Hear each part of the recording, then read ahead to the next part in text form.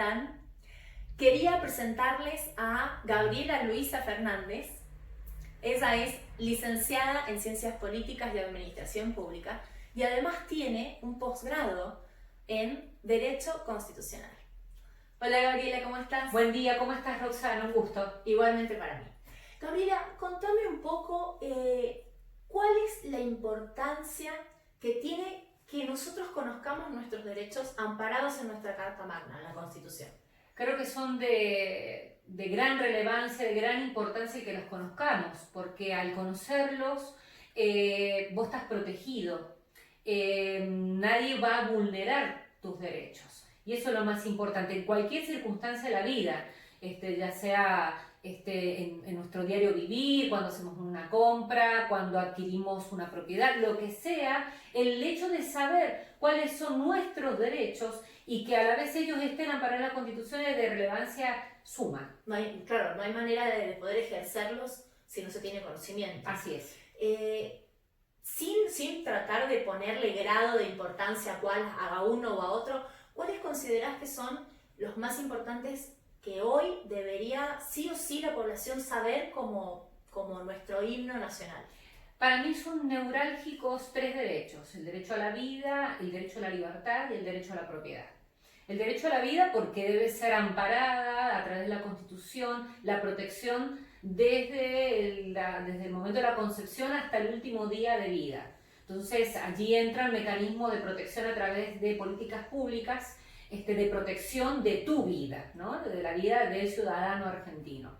El derecho a la libertad, para movilizarte, para estudiar, para expresarte, es de suma importancia. No creo que haya otro derecho que pueda asemejarse como el derecho a la libertad, ¿no?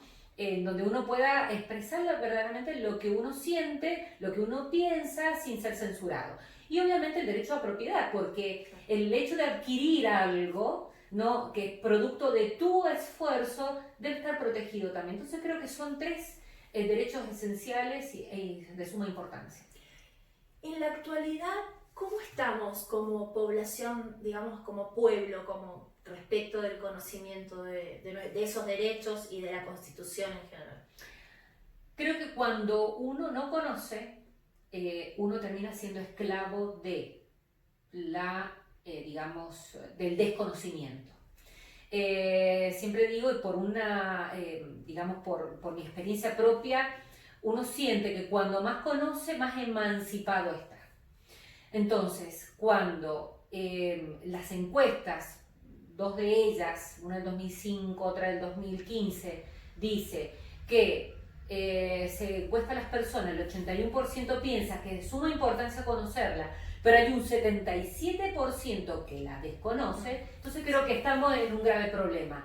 Además de ello, la misma encuesta dice que en un 63% de la población reconoce de que no hay apego o cumplimiento de la ley. Claro. Entonces son, creo, dos factores, pero sumamente peligrosos en una sociedad. Que vos desconozcas, por un lado, la ley, pero por el otro lado tampoco tengas apego. Que no significa que el hecho de no conocer la ley, vos estás justificado de no apegarte a la ley. Entonces, creo que son dos ingredientes que hacen que nuestra nación viva en momentos de conflictividad, ¿no? Yo tengo derecho a, por ejemplo, a manifestarme, a cortar, por ejemplo, una calle porque no me brinda un servicio el Estado. Pero la otra persona que trabaja también tiene su derecho de transitar libremente. Y ambos derechos están amparados en la Constitución. Y ese equilibrio, digamos, es el Estado. El Estado tiene que ayudar a mantener ese equilibrio. Perfecto. Y respecto de estas encuestas que nombrás, me decís 2005 y 2015, ¿quién o qué entidad las realizó? Se llama IDEAS, son grupos de constitucionalistas a nivel latinoamericano que hicieron una encuesta en Argentina, en México, creo que en Perú y en Chile, y fueron las que arrojaron, para el caso argentino, estos datos.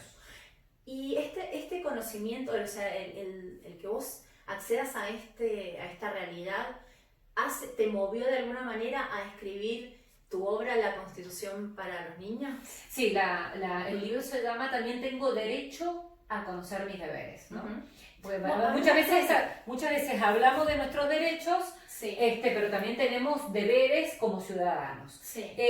Lo que más me motivó a escribirlo fue justamente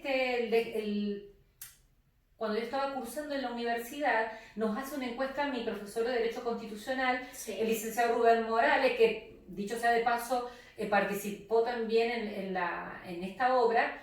Nos hace una encuesta y esa encuesta arrojó de que yo sabía menos de la Constitución de lo que yo creía. Ajá. Y entonces me pregunté si como estudiante que hace una carrera afín a la Constitución Nacional sé tan poco de la misma, cuanto más el resto de los ciudadanos que quizás ni estudian en la universidad o estudian otras carreras que no son afines al derecho constitucional.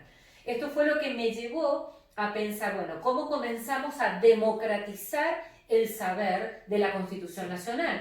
Y bueno, ya cuando uno es adulto es mucho más difícil adquirir nuevo conocimiento y más cuando hablamos de poblaciones en general. Sí. Pensé que los niños era un buen momento a través de la estructura de la escuela introducir el saber de la Constitución Nacional. Y en este proceso de formación como ciudadano vos acompañás al niño a conocer cuáles son sus derechos y deberes que están en la Constitución Nacional.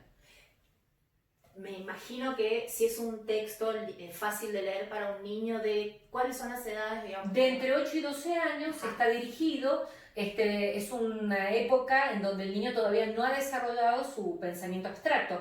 Entonces, bueno, ha tenido, la verdad, un grupo interdisciplinario que ha ayudado a que nos apeguemos a lo que dice el espíritu de la Constitución y además que sea entendible para un niño de esa edad. A eso iba. Si es entendible para un niño de 8 a 12 años, también debe cumplir ese mismo requisito para una persona que no ha leído la Constitución en su vida, digamos.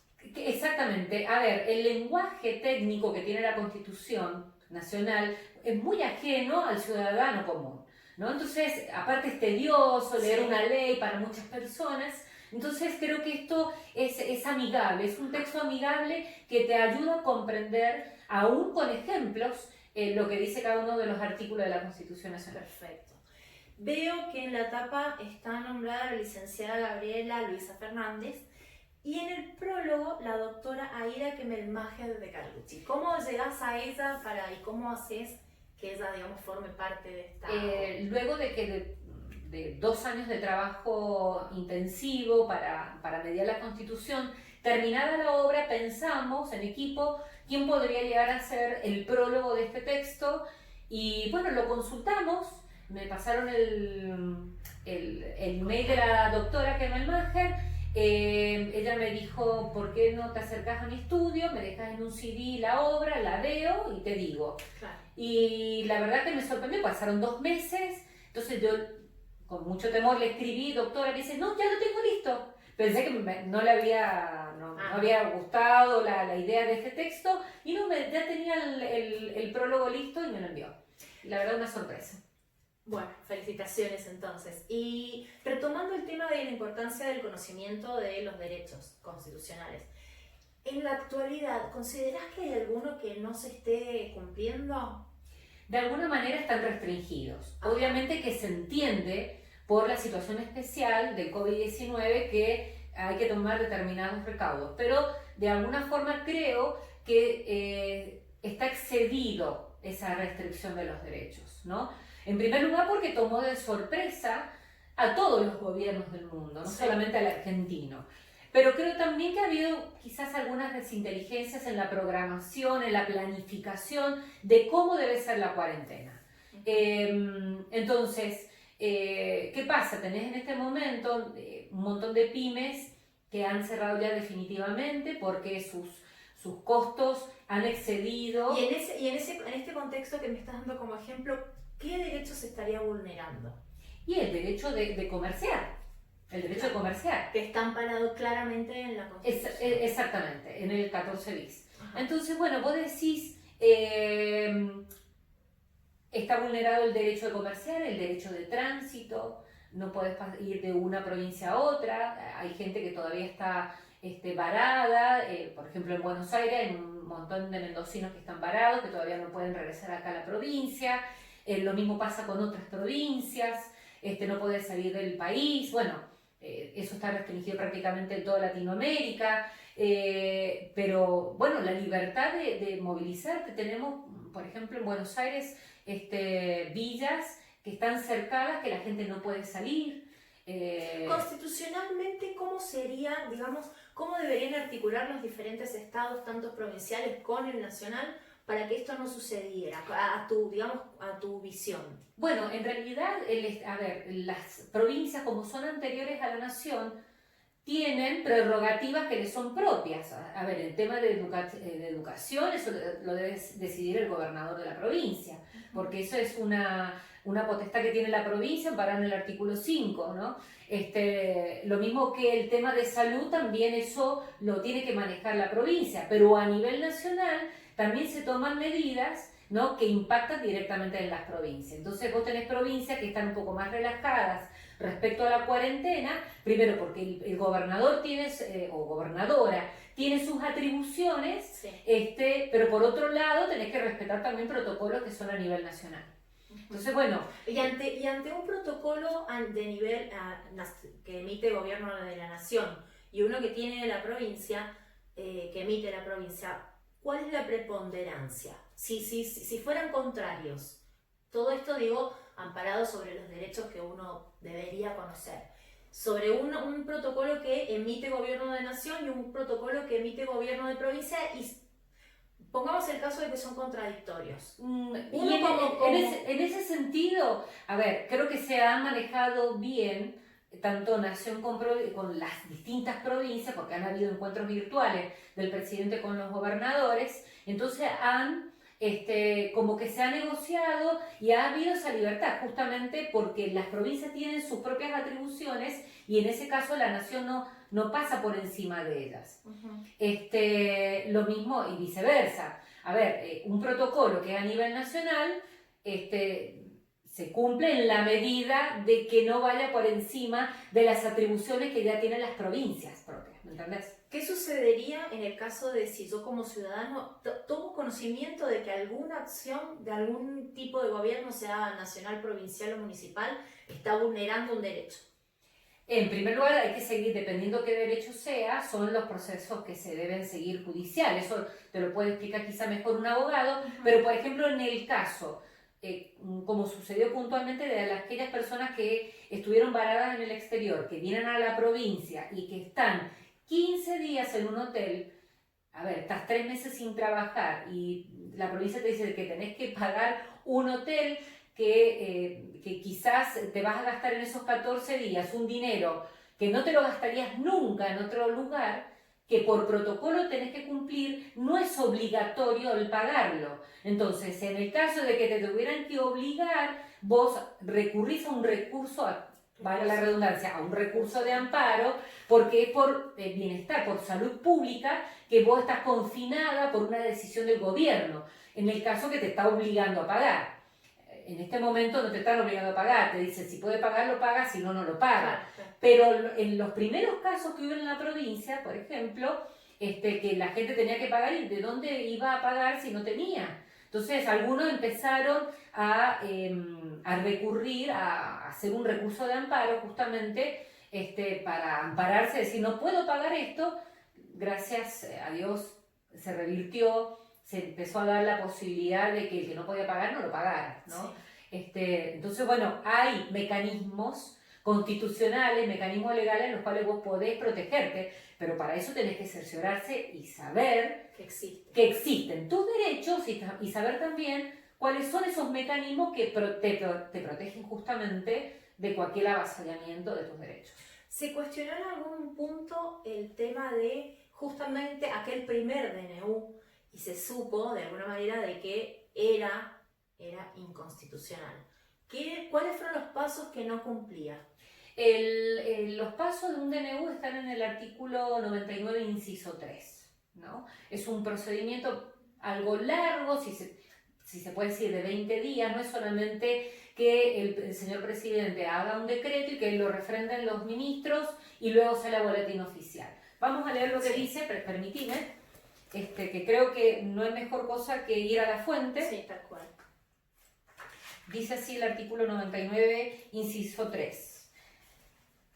El Poder Ejecutivo no podrá en ningún caso, bajo pena de nulidad absoluta e insanable, emitir disposiciones de carácter legislativo. Solamente cuando circunstancias excepcionales hicieran imposible seguir los trámites ordinarios previstos por esta Constitución para la sanción de las leyes y no se trate de normas que regulen materia penal, tributaria, electoral o el régimen de los partidos políticos, podrá dictar decretos por razones de necesidad y de urgencia, los que serán decididos en acuerdo general de ministros que deberán refrendarlo conjuntamente con el jefe de gabinete. El jefe de gabinete de ministros, personalmente y dentro de los 10 días, someterá la medida a consideración de la Comisión Bicameral Permanente, cuya composición deberá respetar la proporción de las representaciones políticas en cada Cámara. Esta comisión elevará su despacho en un plazo de 10 días al plenario de cada Cámara para su expreso tratamiento, el que de inmediato considerará las cámaras. Una ley especial sancionada con la mayoría absoluta de la totalidad de los miembros de cada Cámara regulará el trámite y los alcances de la intervención del Congreso. Es decir, es un procedimiento que lo mínimo te lleva 20 o 25 días. Claro. Y esto no ha pasado con los DNU, y esto es lo que muchos de los constitucionalistas están apuntando, de que no se ha hecho este cumplimiento de lo que establece la Constitución Nacional. Yo como ciudadano puedo ampararme en este artículo y si en el caso de que hubiese decidido salir a la calle y a trabajar o a lo que fuese y soy apresada o soy detenida, podría, digamos, haber invocado este artículo. No, yo creo que es un poco más compleja la situación. En primer lugar, porque quienes tienen que justamente decir que un decreto de necesidad de urgencia es inconstitucional, tiene que aplicarlo desde el Congreso de la Nación o del Poder Judicial. A ver, estamos en una república en donde deberían funcionar los tres poderes. Claro. Y en este caso están funcionando a media máquina tanto el Congreso como el Poder Judicial, especialmente cuando comenzaron a salir los diferentes decretos de necesidad y urgencia. Entonces, bueno, esos son los mecanismos institucionales que hay que seguir. Pero lamentablemente las instituciones tampoco están calibradas de manera tal de que funcionen de acuerdo a lo que establece la Constitución Nacional. Claro. Y entonces el problema es mucho más grave. Pero el ciudadano en sí, como individuo, no puede hacer nada de esta situación. Estamos en una democracia representativa. Uno tiene que actuar a través de sus representantes, que son los diputados nacionales. Perfecto. Bueno, Gabriela, ha sido muy clara. Bueno. Espero que a todos les haya servido. Cualquier cosa, si necesitan contactar a la licenciada, ella está en sus redes sociales, que son Facebook, Gabriela Luisa Fernández Herrera, o Instagram, Gabriela Luisa Fernández, o Twitter, Gabriela Lufer. Perfecto. Bueno, muchas gracias, Gabriela. Bueno, muchas gracias a vos. Y muchas gracias a ustedes por estar ahí.